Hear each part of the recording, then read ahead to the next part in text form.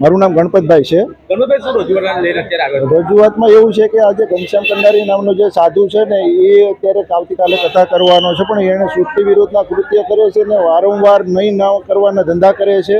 અને હવે તો આ સાધુથી તો હવે સ્વામિનારાયણ સંપ્રદાયના હરિભક્તો તમામ કંટાળી ગયા કે 90% સાધુ નોટું છાપી ખંડણીમાં અને ખરાબ કૃત્યોમાં બહુ અત્યારે આગળ વધ્યા છે અને વારંવાર સનાતન ધર્મનું અપમાન કરે છે. તો હવે આવા સાધુને મુખ્ય કથા વાંચીને ના સાંભળીશું તો અમને શું જ્ઞાન મળવાનું છે? તો આવા કથા કરે નહીં. અને બીજા નંબરમાં થોડોક એને ભાન આવે એવી સદબુદ્ધિ આપે એ માટે મેં અહીંયા આવેદનપત્ર આપવા આવ્યા છે.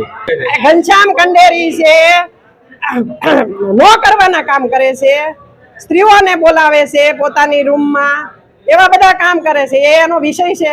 અમને તો એમ થાય છે કે સ્ત્રી ભક્તોને એને ઈ સાધુને અમારે હવાલે કરી દો એટલે અમે એને સબક શીખવાડી દઈએ અને કાંઈ એના બાપની ઘરે મોકલી દો. હુકામ બાવો થયો હશે આવા કામ કરવા? તો ઘરે લઈને પૌણી રહ્યો હોત તો